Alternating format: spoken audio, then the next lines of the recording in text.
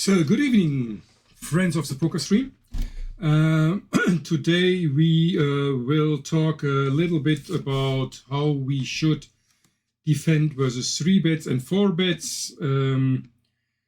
If you watched my last video, you could assume that there isn't much difference between the micro stakes and the mid stakes. But defending versus 3-bets and facing 4-bets, nothing could be further from the truth. So, for example, you see on the right, you see a defending range when we open in MP, get 3-bet by the button, and we are now facing the 3-bet. What hands should we call? What hand should we 4-bet? You see what we call on NL25 only 10% of our range, and 4-bet 25% of our range.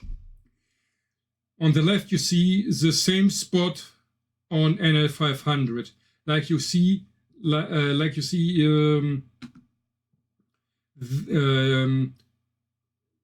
We defend out of position a lot more on mid stakes. That is due to lower rake and that we dominate some portion of the 3-betting range. So hands like King Queen suited, Queen Jack suited, Queen 10 suited, Jack 10 suited goes up in value. And we also call more pocket pairs out of position with, or at least the pocket pairs with a higher frequency, like for example, pocket 7s, 6s, and 5s are called with a higher frequency, whereas 10s and 9s are played full frequency, either by calling or 4-betting. And on NL25 on the right, you see that even 10s are not good enough to defend always. 9s fold more often than are more often folded than called. So you have to be very cautious if you play low or micro stakes and are facing a 3-bet. So does this change when we are in position? So for example, let's have a look when we open raise in middle position, and now we are getting 3-bet from the big blind.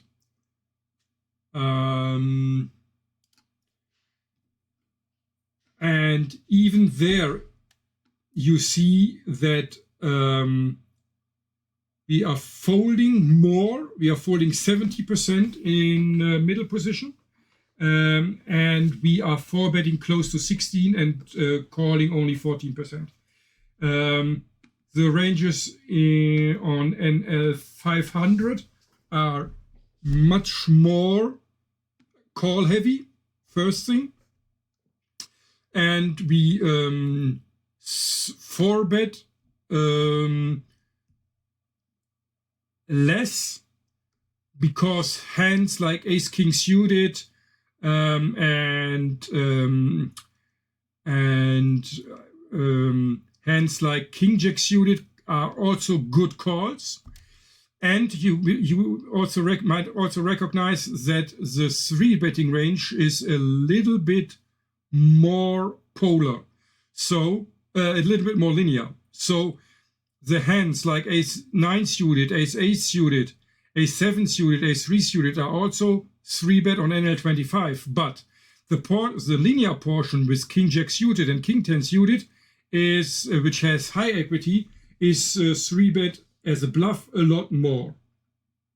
So also the calling ranges in position differ a lot. To prove the point, we can have a look at the button. The button in position.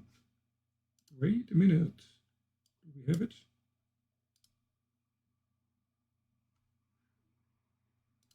Here.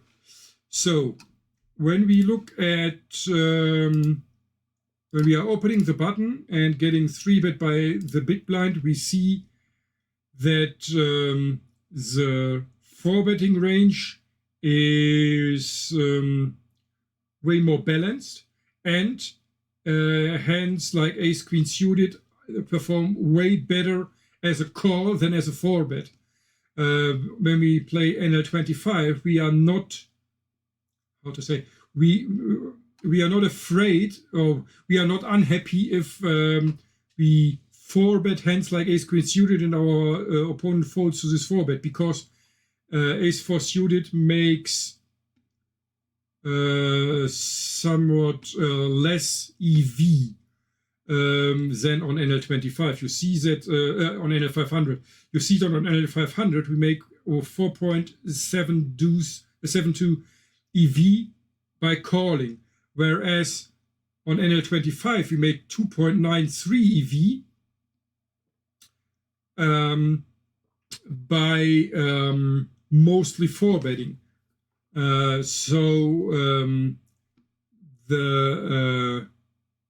The call on NL500 makes more EV due to the lower rake than 4-betting on NL25. So whenever you face a 3-bet, either in position, but way often out of position, it's incentivized to fold more and 4-bet more than on higher stakes. That might sound unintuitive because the pool is playing totally different. They call way too much, especially out of position. And when you have a look at the folding frequencies, you see that, for example, the button here is folding 70.8%. Now, there are some coaches that will tell you that if you fold more than 66%, you you can be exploited. But that's not true. It's simply not true, because you are not. It's not your task to defend the 3-bet alone. Sure, when you are in the button and getting 3-bet by the big blind, it's your task to defend. But if you, for example, open raise an MP and get 3-bet by the button, it's also up to the small blind and the big blind to defend your open raising range by cold 4-betting. So if you are folding here like 65%, it's not an issue, because the small blind and the big blind should compensate the folding frequency by cold 4-betting a decent amount. I would guess something like 3 to 4%. So the question now becomes, what can we change if it sucks to play out of position on micro stakes? In my opinion, I would think about one exploit, which is opening bigger. So I wouldn't open 2.5x, I would open 3x from any position. You can maybe go 3.5 in the small blind even.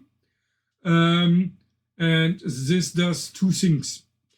First of all, it makes the pot bigger. So if you have good hands, you can make more money. And the mistakes that your opponent will make, for sure, they make those mistakes in bigger pots, which also increases your equity and so your EV. And the other thing is, when you 3-bet big, your opponent should, when you open raise bigger, your opponent should 3-bet more, let's say, polar range. So you open raise to 3 BB, they 3-bet to 9 BB, and have more of the king X suited, ace X suited, and the small suited connectors in their range. And now, in my opinion, you should play a 4-bet only strategy. especially in UTG, MP, and in the cutoff.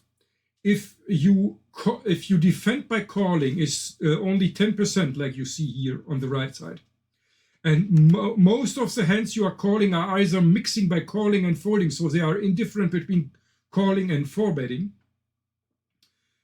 That means that the only hands that are pure defense by calling are ace queen suited, pocket nines, eights, sevens, and sixes that are defended not 100%. So you can simplify by four betting all of those, makes your life much easier.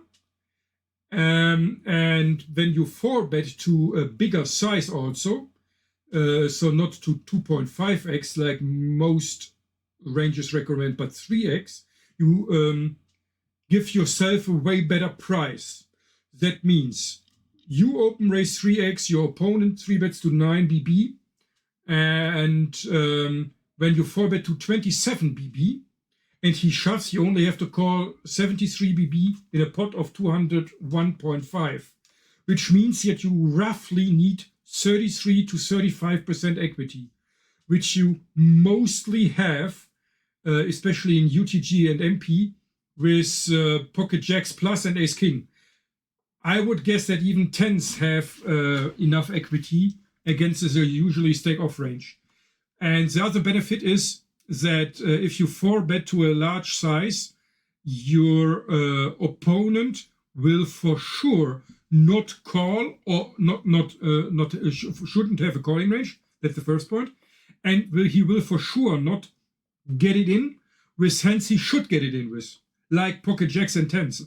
I would assume that he overfold tens, or even more drastically in the button versus cutoff. I think he, in my opinion, he should 5-bet ace queen suited and ace jack suited against this size, because he cannot call.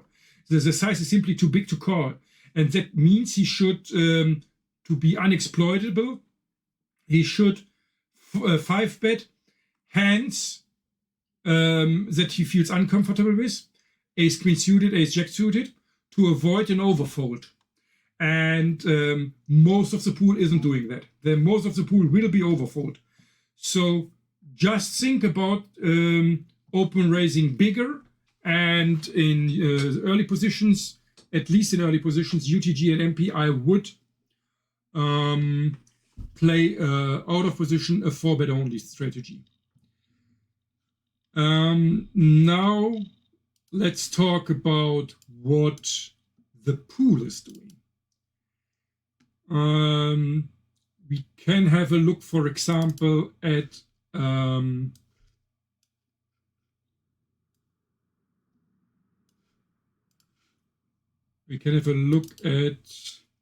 MP versus cutoff versus 3x. We saw that versus 2.5x, the pool should defend 10% by calling and 25% by 4-betting.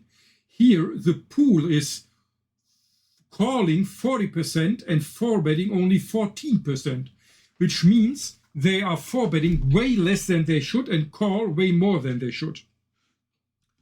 And that is for the weaker regulars. For the stronger regulars, it's getting a little bit better, but not by much. So stronger regs call 38%, so only slightly less than weaker regs, and 4-bet a little more, 17%, but are still far off an optimal 4-betting frequency. So what does that mean? In my opinion, you should 3-bet wider than normal with a more linear range, because your opponents are calling out of position way too much, and they don't punish you for 3-betting wider by 4-betting wider. And once you get a 4-bet, you should shrink your defending range a lot. So that means you are, for example, 3-betting the button with those hands. Now you're getting 4-bet, and you should defend your button by pushing jacks plus and ace king, sometimes small pocket pairs, and you should call tens, jacks.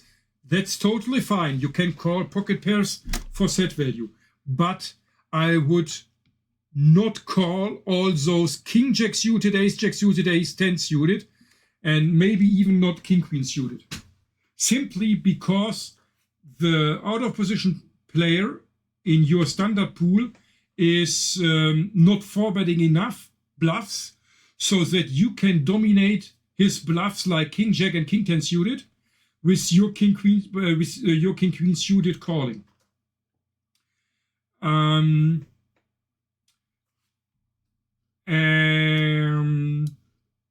we also talked in the last video about the 3-betting ranges from your pool, and I stated that the 3-betting ranges are usually tighter than normal. And I would strongly recommend to think about what you want to do with your ace king, especially in UTG and MP. If you open raise, for example, in UTG, the GTO ranges recommend to 4-bet some hands like king suited, king jack suited, king 10 suited. Once you 4-bet, you should get it in with ace king and ace king suited. Ace king offsuit is not always a 4-bet, it's sometimes a call. But think about that. If your pool is 3-betting not enough, how good do you think your ace king off will perform in a 5-bet get in spot? I don't think very good. So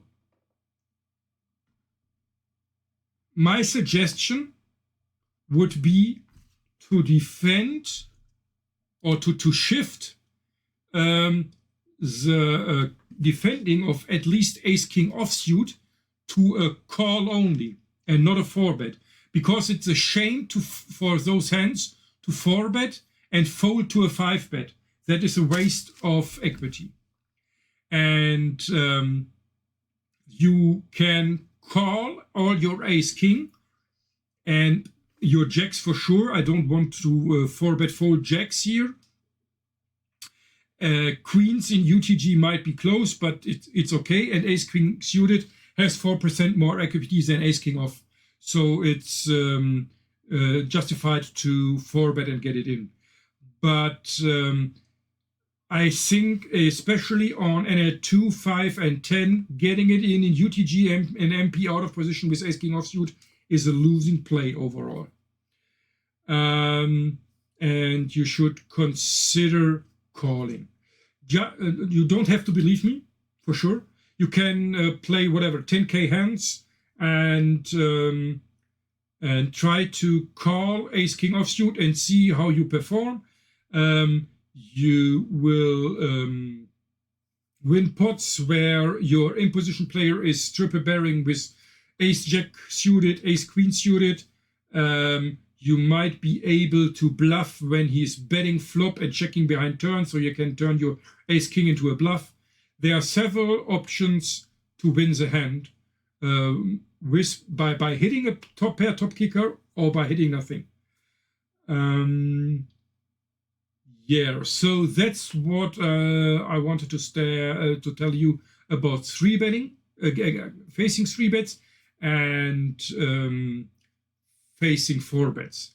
Next week, the theory part will be about big blind defending ranges and some squeezing, and shortly cold 4-betting and why it is not good to have to cold call 3-bets. And in my opinion, then we have wrapped up the preflop game in those 3 parts to a point where you can beat NL2 2 to 10 with the preflop knowledge. And then we can hover over to the postflop game. Like I always say, guys, if you have any further questions, I'm happy to answer any questions. You can comment below the video. I would really appreciate if you subscribe to the YouTube channel, because I have a decent viewers, but very low subscribers, which I don't get. If you are not satisfied with either the representation of the video or with the content itself, I am always open to feedback. You can give your feedback, as I said, in the comments below the video, and you don't have to hold anything back. So I wish you a nice evening and hope you enjoyed the content, and I hope you will see us on Friday evening, 10 o'clock in the Twitch stream, where I play another NL25 session on Stars. Have a nice day. Bye-bye.